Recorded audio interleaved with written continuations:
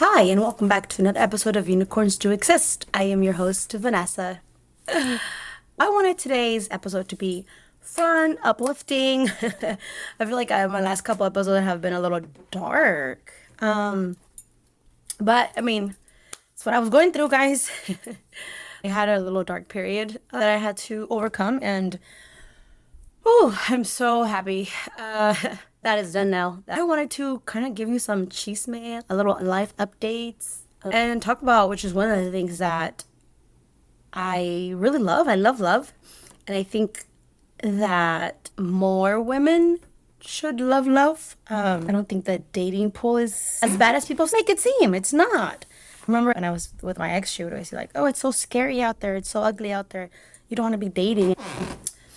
The dating world is so bad out there." And I was like, I didn't really care for it because I was in a relationship. But now that I'm not in a relationship, now that I'm single and available, and I think it's so much fun. There's so many great people out there that obviously you're not going to know unless you go on dates with them. So dating is the name of the game. I'm not saying sleep with everyone, but dating is fun. Dating is supposed to be fun. Dating is supposed to be where you get to know people. When you go out, you have fun, you play games, you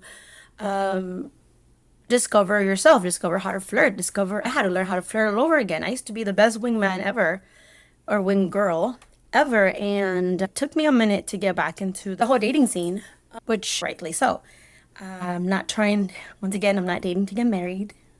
I'm not dating to like settle down. I'm dating to get to know what I like and what I don't like and what the world has available for me.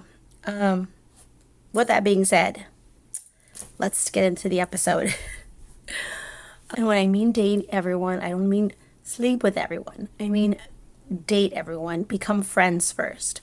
Learn to be friends with people. I've realized that I'm allowed to have lots of friends. I'm allowed to rediscover myself and whose company I enjoy and whose I don't. Here we go. I have notes on my phone, okay? So if I look at my phone, don't judge me. I'm looking at my notes. Because I've been kind of like winging it lately. I do try to write some stuff down and then go back and read it, but it's not always the case. I want to sit back and relax and talk to you about dating and learning to date all over again. Okay. Got my notes out. You know what I want to do an episode on? I want to do an episode on what are the non-negotiables for women, or what are the like bare minimum standards for women. Maybe I should talk about a little bit of that. I've been wanting to talk about that because so many women, not that I'm defending men here, every sex is equally, has its equal strong suits, and it's not about men or women. It's just about, how do I say it? There's a lot of standards on men on what's the bare minimum. Like texts you good morning, bare minimum. Opens the car door, bare minimum. Pays the check, bare minimum. There's a lot of those for men. And I was thinking, like, what are the bare minimums for women? I don't like women that talk down on their partners or talk bad to their partners or are always kind of like teasing. I don't mind teasing. It's more like always using them as the butt of the joke or saying how stupid your partner is. I don't like that at all. And from women, I think it sounds really, really bad. A lot of women feel because they're girls that they can get away with it. And I think that is so disrespectful. Because if you tell your partner he's stupid or dumb, then what does that make you if you are with them? How smart can you be to be with someone who you consider stupid or dumb? I really don't like that. I think it's like the biggest turn off ever. I think it's just ugly. I don't know. It's a turn off for me. I'm in a relationship. I always wanted to be my partner's like hype woman or hype man. I always want to encourage them to do better.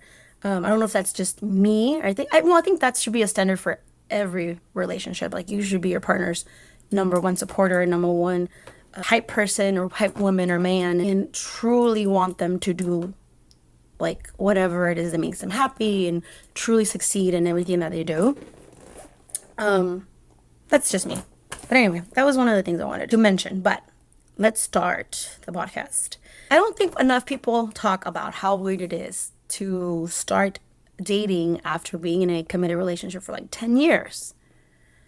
Especially being recently postpartum. I don't think I was 9 months postpartum. So, also dealing with like feeling comfortable in your own skin and becoming a woman all over again. And it's not just dating people, it's like dating yourself, taking yourself on dates, finding out what do you like, starting to reconnect with who you used to be or the person that you are now. I always thought that when you have a child, your partner is supposed to help you heal back to who you were and help you feel beautiful again and feel desirable all over again. And I didn't have that. I didn't get that after my pregnancy, but it's okay. I think it was actually a blessing, and once again, a blessing in disguise, because I don't need anyone to make me feel sexy or beautiful or desirable or lovable. I learned how to do that on my own. I feel like I'm the prettiest I've ever been. I feel like I'm the most healthiest I've ever been. I feel like I am the most comfortable in my skin that I've ever been. And I genuinely am so proud that I got here on my own. It doesn't come overnight. It's a lot of internal work that I've done. But I am so glad that I've done it. I love my body so much. And I am so happy and proud of it because of what it did and what it's done and what it created, which is, life. I want that for every woman. I want women to do that for themselves. If you're lucky enough to have a partner there that has helped you get there, then great. That's amazing. That's beautiful. If not, it's not needed. There's ways you can do it on your own. It goes back to learning to date yourself. Learning to date myself was the best thing, was the way that helped me get to this place. But at the same time, it taught me how it is that I want to date and figuring out what I even like, what turns me on mentally, emotionally, physically, spiritually. And honestly, it's been a little awkward and it's been funny and it's been like magical, hilarious, healing, and sometimes completely unhinged. Like I literally have had times where I'm just like, Vanessa, what are you doing? Like, what in the world are you doing? Are you serious? This is seriously what you want? Like, this is seriously trying to see, where do we start? I've literally gone on a date with a woman again, and she was amazing. She was so nice, very kind, beautiful, yet there was just something missing. Like, for me, it was like hanging out with a friend, not a potential partner. It was just literally like something from me was completely missing because I used to only date women. I've dated women for the last 20 years. So today we're talking about getting back into the dating world after heartbreak, motherhood, healing, and losing yourself in survival mode. Because yes, becoming a mom changed me completely. It completely changed me. It completely, not only did it change my body, but it changed my mind. It changed my priorities. It changed the way I view life and show up. And so I feel like that's what has to happen, we've established that already. But you also could easily lose yourself from an individual to being a mom, being a wife, and then a woman. And you forget to take care of you. You forget to do the things that you value or make you feel like a woman. For example, the gym, getting ready, Botox, like now I added waxing to my routine, which I absolutely love, love, love, love. I have an amazing waxer. She's located in La Quinta. But the good perk is that it's also my sister, so sometimes I just get to have it here at home. I get to have my waxer here at home. So all those little things add up. The little things that sound like maintenance or sound like luxuries are the things that make you feel feminine, make you feel desirable, make you feel like a woman. And that is what makes you feel attracted to yourself. And those are all things that the healing version of me enjoys and loves, which is something the other Vanessa had completely dismissed or forget about and not prioritize because I was too busy being either a mom or a wife. And I know that a lot of mothers, a lot of women, this happens to them. We're too busy cooking, cleaning, doing all these things as a mother or a wife that we forget to prioritize ourselves, that we forget to spend a little more time on us and that we think we're doing it out of like being a good mom or a good wife. But I know for a fact, if you take the time to do these things, prioritize yourself, you're going to show up as a better wife, as a better mother. I 100% realize that I am much better for my son in regards of like, my temper, or not really getting upset, or, understanding him when he has his little temper tantrums. And he's had a lot lately with the whole schedule change, but I've been able to maintain my composure. I've been able to maintain myself and my mind in a clear space so that I'm able to better help him with his, transition. As well as, I know for a fact, your partner will appreciate more if you take your time to go to the gym. You start to feel better. You start to look better. You act better. You take your time to do your hair, nails, makeup, waxing, whatever it is that you as a woman like. I'm sure your husband likes it as well, or partner, are going to reap the benefits of that. That all comes with healing and learning what the new healed version of you wants and desires. So all the things that you might think are selfish of me, if I go get my nails done, they're selfish of me. If I spend money on getting wax, it's selfish of me. If I spend an hour at the gym, that is not selfish of you. Those are the benefits for you give yourself that other people are going to get to enjoy, such as if you're healthier, you're going to feel healthier, you're going to look better. Therefore, your partner is going to appreciate that you look better. Take your time. Like today, so on Wednesdays, I love to do like a whole body bath, a whole scrub, everything like exfoliated. And when I do go on a date and someone touches my arm, like, oh my God, you're so soft. That is one of the benefits of me spending my hour and a half in the shower. And I know what you're saying. Oh my God, not every mom has an hour to spend in the shower. That's why I said I only do it on a certain day, which is Wednesday. So pick a day, let your partner know, hey, I want this. This is something I desire. This is something I want to try. Once a week, I'm going to take an hour shower. Either schedule it, find a place for it, put it somewhere where you do it for yourself, but you're really doing it for your partner. Because trust me, they're going to love a soft skin. You don't have to shave. I love to shave everything. I don't know if that's TMI. But meaning my arms, my legs, everything. And then I like to do the coffee scrub. And it's coffee scrub, then shave. No, coffee scrub, shave, then coffee scrub once again. So it exfoliates and lets your skin looking healthier, glowing. And your partner is gonna thank you for it. But in the beginning, I used to do this before I had a baby. I've always done the coffee baths. But obviously after a baby, it's easy to get lost in maintenance, and those things are no longer priorities. But ever since I started doing it again, I feel so much better. But it took time. I mean, right after a divorce, someone asked me on a date and I was like, no. Like, I didn't know what to say. I was like, I'm confused. I don't know what to do. Like, I kind of like short circuit. And then I would say, I want to go on a date. I want to go on a date. And people would ask me on a date. I would make excuses why I couldn't.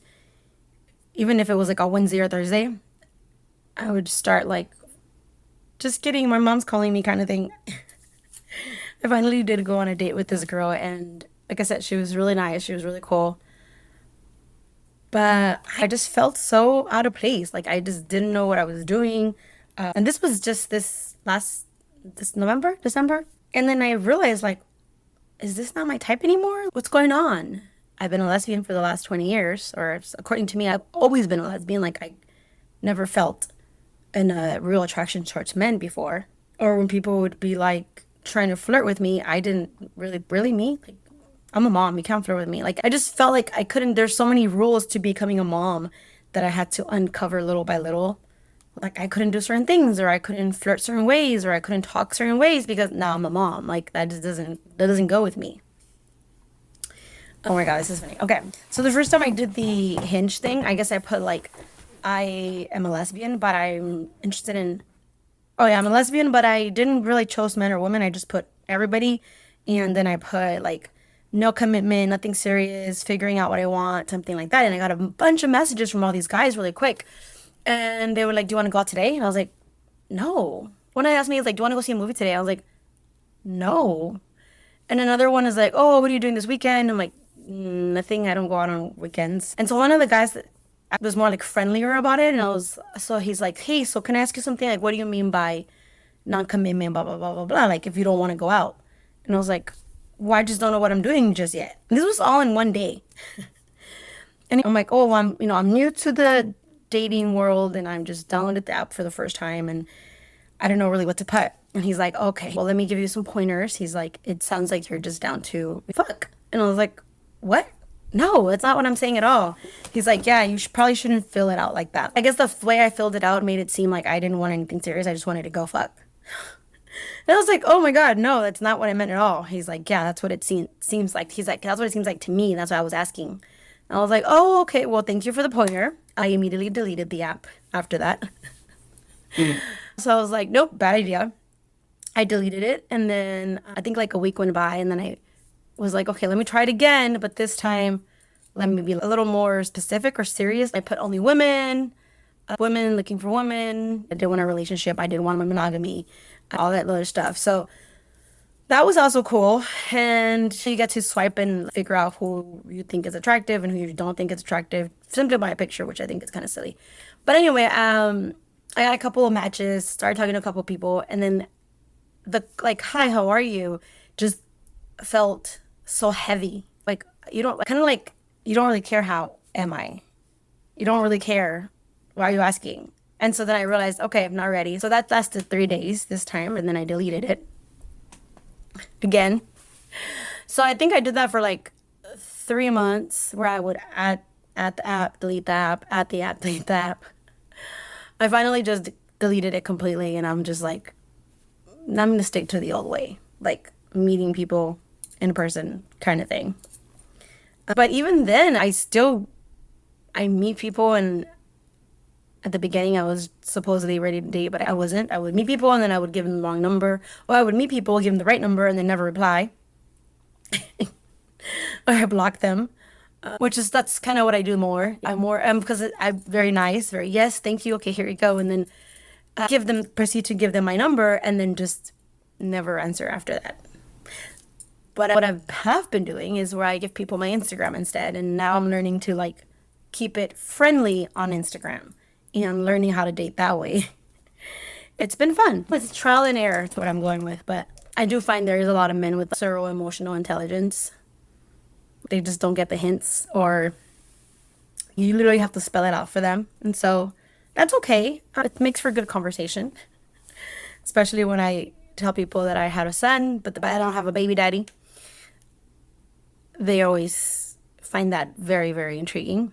After I went on this date with this girl, I don't think I hadn't really gone on a date with anyone for like a year and a half, a little over a year.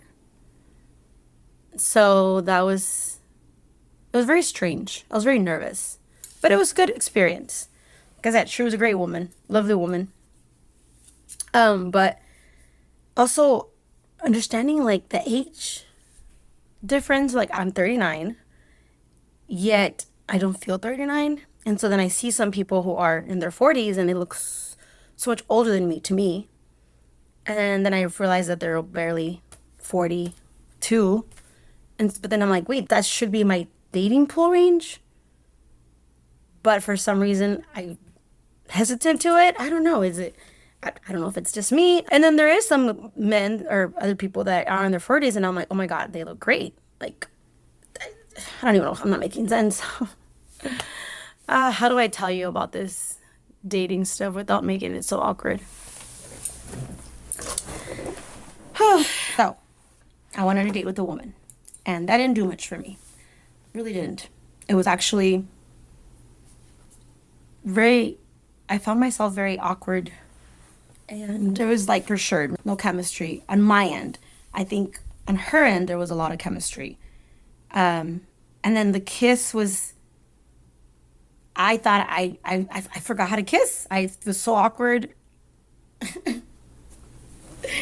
Yeah, I felt extremely awkward. I knew that I was still healing. I knew that I needed more time for myself. So I kind of just didn't, like I said, deleted the app, never went back to it. I did meet some really cool girls on the app, and one of them I actually became friends with. I still talk to her. She's super nice. But still, the whole actual dating or being in a relationship is not something that I'm ready for, because I'm not even divorced yet. And still navigating that chapter. Can't wait for it to be done though. And then once you go to therapy, you start to see other people's triggers and traumas, and then you think, oh, maybe they should go to therapy. But obviously, I'm not telling anyone, I'm not going to be the one to tell them to go to therapy or not. So you just notice it. You notice it, you're more aware. You're more aware of triggers and traumas and the things that make people tick.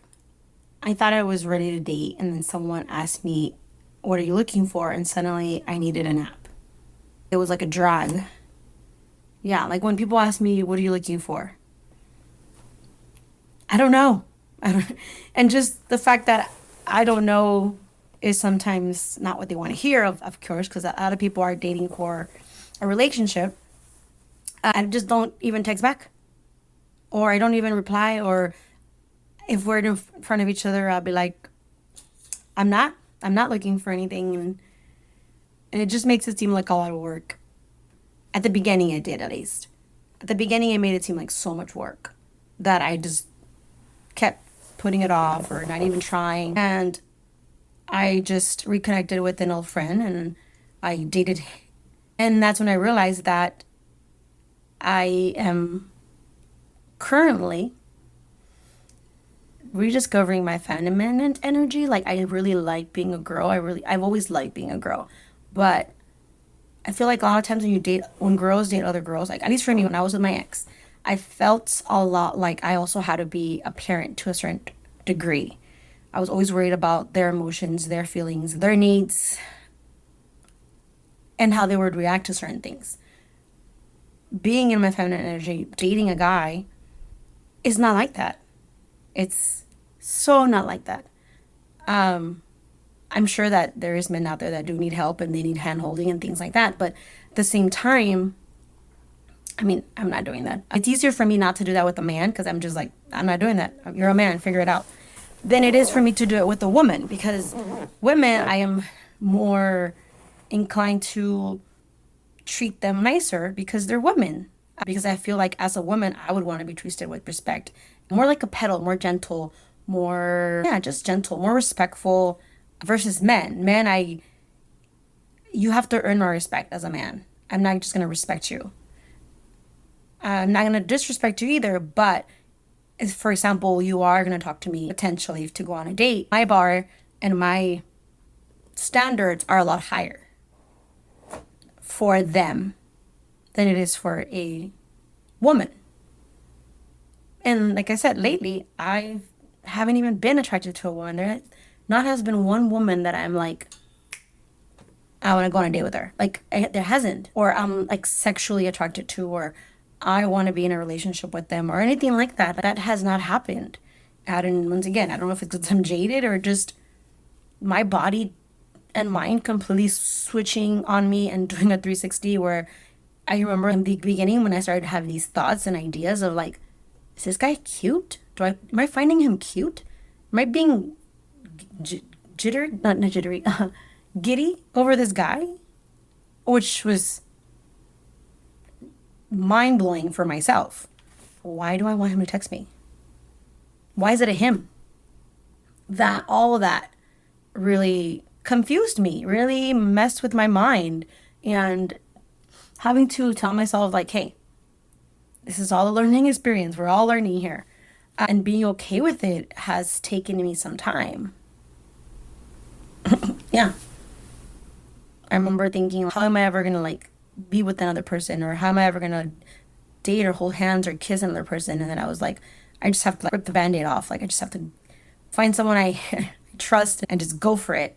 And that's exactly what I did. I just needed to get it out of my system to overcome it. But I had to be with someone that I trusted, someone that I knew wasn't going to judge me. Because I was judging myself for my body, for what I look like, for being a woman. And I think we put so much, I hurt myself. As women, we put so much pressure on ourselves for that. And then it's like, nothing's going to happen.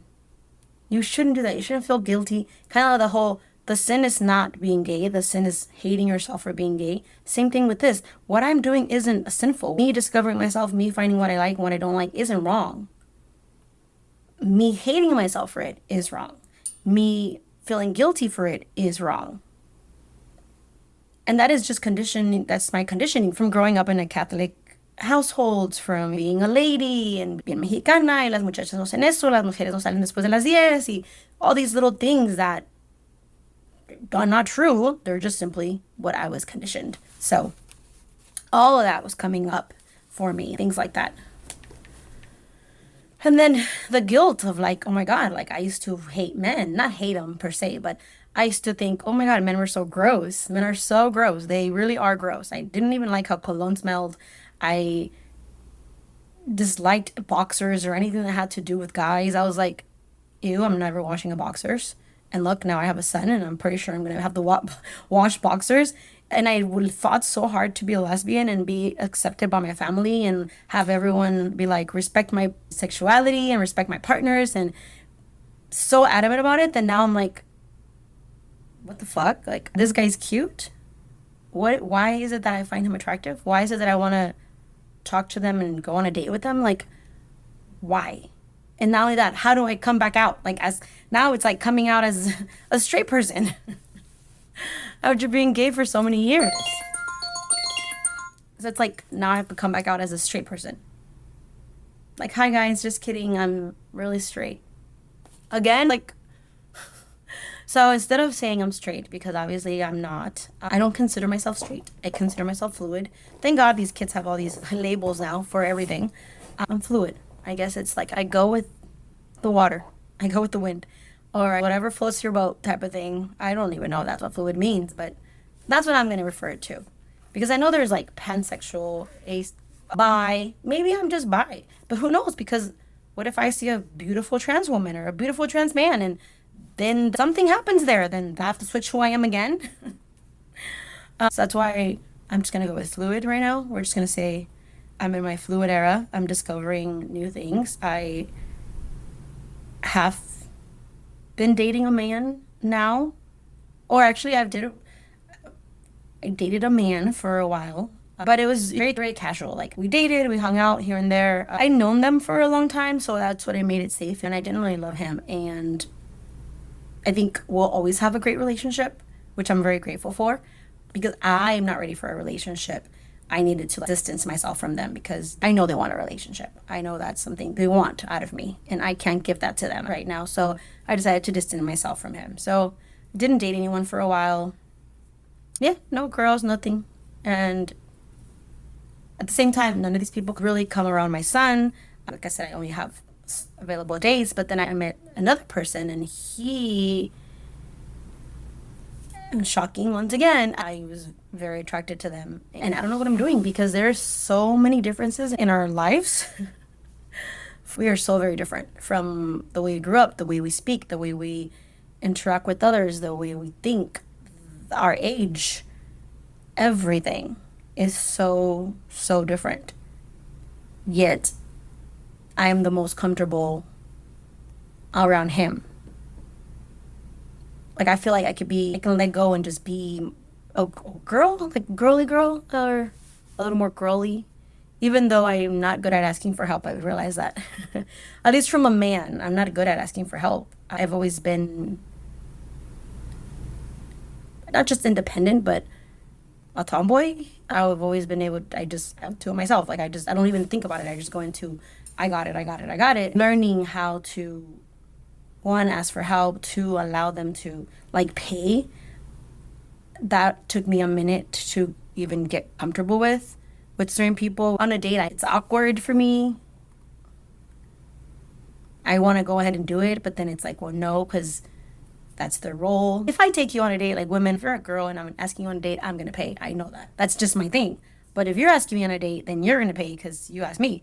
And with men, I still find it a little like, my friend always tells me, like, don't stop. Don't pay. That's a big one for me.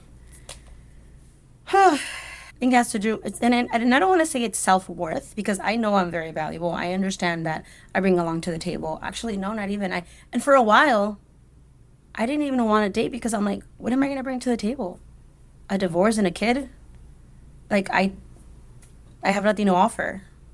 I did feel like that for a while. Like, yeah, like, why would anyone want to date me?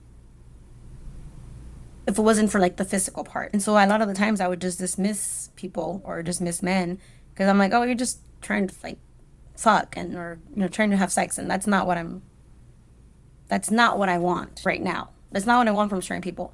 Yet there's other people where I'm just like, look, this is all I can do is we can date, we can hang out, but that's it. There's not going to be any committed relationship. I'm not ready to be in a committed relationship. I don't want to be in a committed relationship. I can't. There's so much going on in my life that I can't sustain that. And I don't want that to be the expectation of any of my relationships right now. I'd rather protect my enlightenment, protect my peace, protect my peace of mind than just be in a relationship because I'm afraid of being alone or because I'm lonely. When we heal internally, we stop begging for crumbs because we finally believe we deserve the whole feast. I do believe I deserve it. I just don't want it yet. I think that's a big thing for me. But honestly, I never expected dating again to completely change how I understood myself as a woman. I never thought that once again I would be attracted to the opposite sex because it's like something that I've always knew that men are attractive. Some men are attractive, some men are not. But I just never knew that me finding myself again, me dating again, would change me so much as a woman.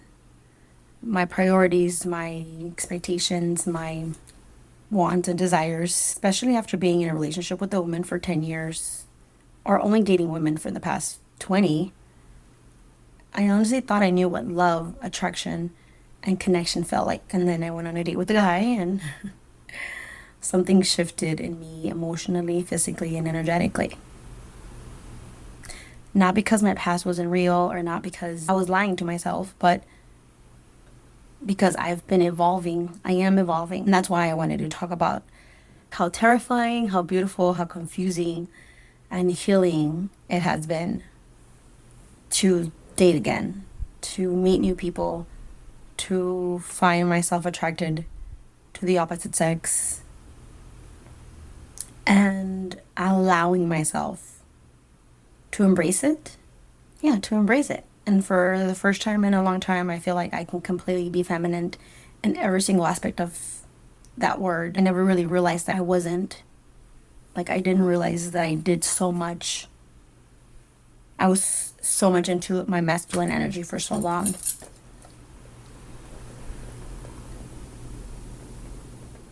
And it wasn't just like dating someone new.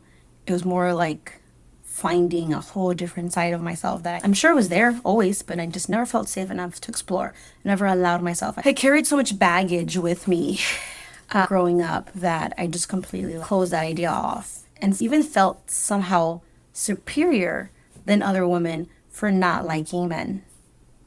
I did. I felt like, oh, it sucks that you're straight. Look at me. I'm so lucky I'm not. Or I'm so much better because I'm not. Like that sense almost kind of like I had that.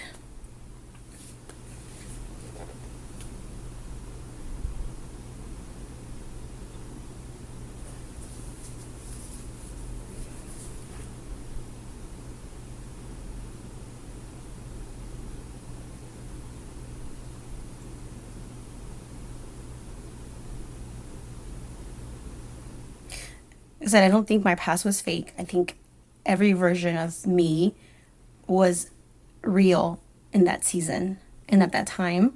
And now I understand that just like we evolve, sexuality can evolve. Everyone's journey with identity is complex. Everyone's journey with self-discovery is different. I not only did I become a mother, but I lost the relationship for 10 years. And I think all of that together really, really shifted me completely into a different, I don't want to say timeline, but like just completely shifted me into a different trajectory. I don't know how do you say it. Just completely shifted me, obviously. And I also want to note that I'm not the only one that has felt or been like this. There's a lot of women, and my friend included, who after a long relationship or a long time being just with women, that relationship ends, we're broken, devastated, completely let down by the partner, that when we go back to dating, we shift into dating men. I've actually have heard of like a couple of lesbians that have had this happen. And then that's why I always think of Tina when Beth cheated on Tina. Tina when dated a man, yet Tina went back and dated a woman after. So I don't know if it's like a period of love. Women said like, "Oh, I hate him so much, I'm gonna be a lesbian," or "Oh, I'm over man, I'm gonna just be a lesbian." It might be something like that. So who knows? Maybe I will find myself again being attracted to women in the future. But as of now, like I said, there's not been one woman that I'm like, that's the one. That's the one. I want to jump her bones type of thing. And I think the magic in all of this is just allowing yourself to really evolve without guilt, explore without guilt, trust your intuition without guilt, listen to your body, release labels, embracing what makes you happy, and rediscovering pleasure in ways that literally have never been done before.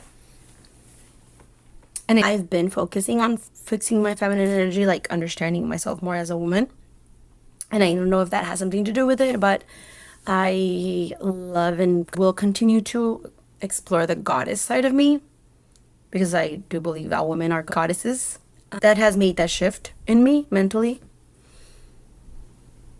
So I think that the more I heal my feminine energy, the more I embrace me as a woman, as a mother, I think that's been very healing for me. And a lot of the times, healing will unlock parts of ourselves that survival mode kept hidden, that we never felt allowed to show or express because of our old traumas, because of our old experiences. And if you listen to last week's episode, then you know that we're allowed to change, we're allowed to grow, we're allowed to evolve. And that healing changes standards, desires, attractions, priorities. But I'm not completely healed. I don't want a relationship yet, but the things that I have done that have gotten me to a place where I embrace this path that I'm on, and I'm embracing the possibility of being in a relationship. It all came down to certain things that I did prior to allowing myself to, or things that I'm doing before fully re-entering dating. I'll give you quick 5 things that I'm doing currently before I fully re-enter dating or feel like commit to like a relationship per se, because I still don't think I'm there for that part, the relationship part, such as like working out. The podcast is one of my hobbies. Dressing for my comfort, changing my style, focusing on my confidence, spending time on me, learning new hobbies, spending time on oh, a circle of friends. A circle of friends is so, so important. Oh my God, so important. I love talking to my friend about the dating world, the people that I've met. I love telling her all my stories and ideas and thoughts and hearing her takeaway. So I think a strong friendship is a must. And don't neglect the friendship just because you found a person. Like, oh, I hate when that happens. And I was guilty of this so much. I was so guilty about this when I was in my old relationship. Like, my old partner was everything, my best friend, my confidant, my partner, everything. Too much. I think it was too much. 2 is that's one thing. Like, one thing is relearning myself, which is with the working out, with the makeup, relearning myself. 2 is creating standards instead of fantasies. So I know what I want from my relationship, and I know where I stand, and I know where all the parties stand, and I am very aware of it. So I've always wanted to be like completely clear and transparent with the person I'm talking to or dating or my friends, so that we have all, like, everyone's emotions are protected and safe. As well as the other guy I dated for a while, like the moment he's like, I think I want more than that, that's when I realized that like I can't, and I can't string you along, and I can't keep you there, and that would just be selfish of me. So respecting that boundary allowing them to speak up and say whatever it is that they feel like. For example, emotional safety, consistency, always everything with kindness and effort. So if I tell you, hey, this is what I can give you, I will make sure that I live up to that standard. Three is listening to my nervous system. A lot of the times when everything is going well, it's like boring because I'm so used to the chaos. So knowing when I do want to create drama simply for the fact that is what I'm used to or what I know, and learning when to apologize for my actions and understand that I am healing, but I also hold myself responsible and accountable when those things happen. Like, I'm not one to blame you for what I did. If I know I messed up, I will say, hey, I'm sorry I messed up. I want to do better, because I know that I'm not perfect. I'm not perfect. I can be mean sometimes. And especially when I notice that I start to care for someone so much or more than I would allow myself to, that I try to like poke you or hurt you so you leave or walk away. It's like my little defense mechanism that I developed, which is not a good one. And the four is romanticizing my own life first. So like I said, I started dating me, loving me, enjoying my company, on solo dates, self-care days, my friendships. I value them so much more now than I have ever done before. Actually connecting people with people, making time for them, allowing people into my space, allowing friends into my life, being vulnerable with them and allowing them to see different sides of me that before I would just hide, keep away, or not share out of fear. Oh, yeah, out of fear or guilt. And most importantly, not rushing love out of fear. Not getting into any relationship because I'm afraid to be alone. Sometimes it does get lonely. Sometimes I do need help with everyday parenting things like bath time, dinner. Now he's throwing a tantrum. Now he's doing this. Now he's doing that. Handling it all myself could get overwhelming sometimes. But even though that does happen, I rather have friends and family around me than just someone I can be in a relationship with to pick up the slack or just be there for the help.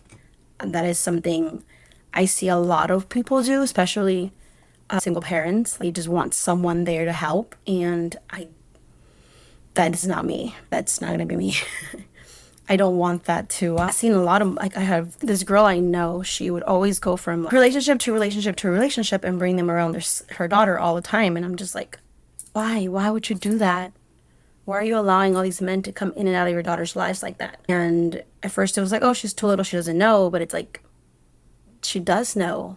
They're little, but they still feel the energy. They still feel the shift in dynamics. They still feel all of it. I don't understand that. My mom was not like that, so I protect that.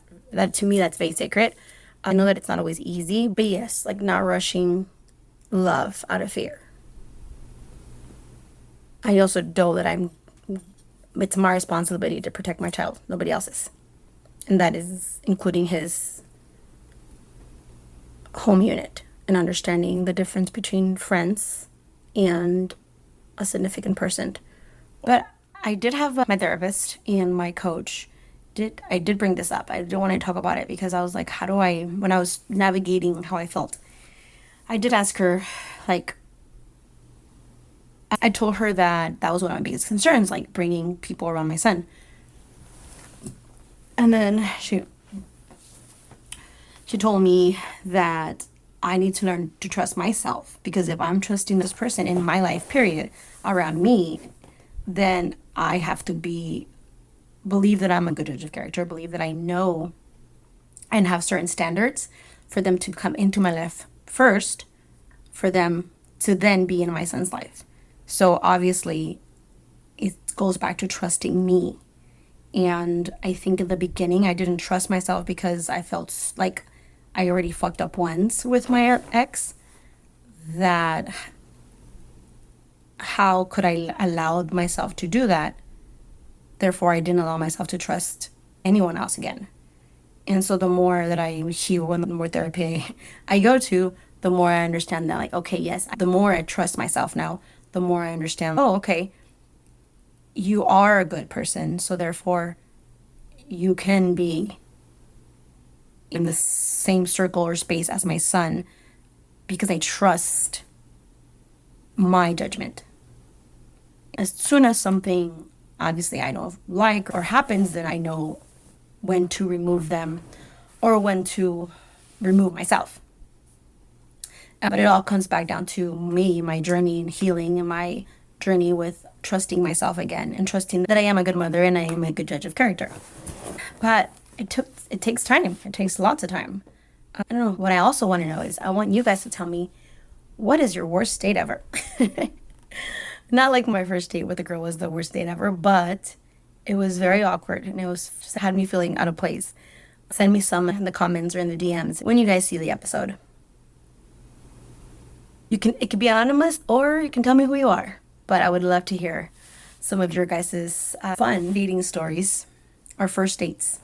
So if you're rebuilding like myself after heartbreak, divorce, betrayal, motherhood, depression, and or losing who you are, I need you to know this. You're not damaged. You're evolving. And maybe this season isn't about finding someone else immediately. Maybe it's about falling so deeply in love with yourself that the next person who enters your life has to meet you there. Because unicorns do exist, magic is real, and sometimes the magic is simply becoming the woman you were always meant to be. So if you are a lesbian out there, if you're a queer woman who's ever found herself attracted to men, you're not alone. There's lots of us, apparently, that after so many years of dating only women, suddenly have a change of heart.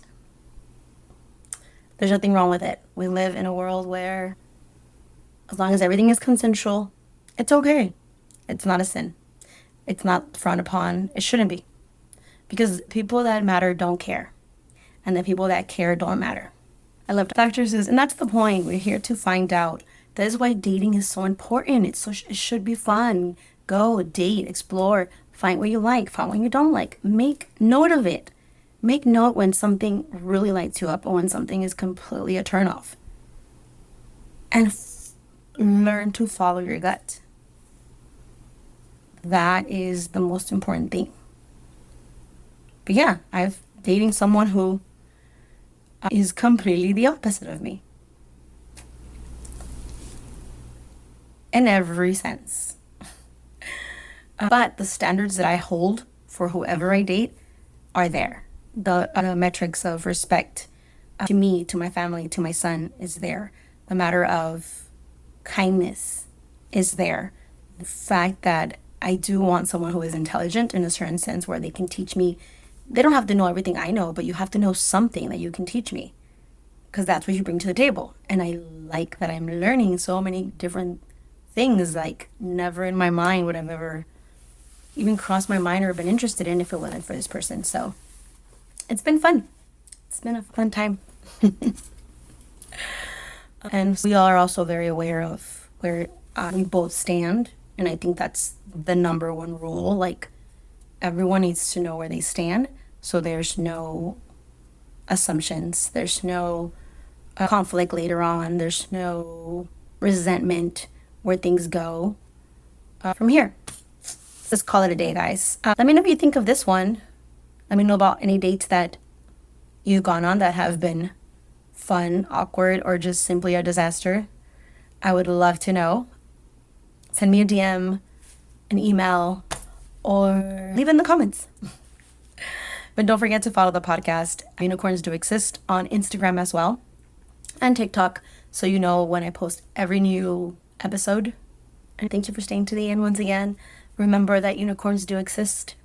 You, my love, are one of them.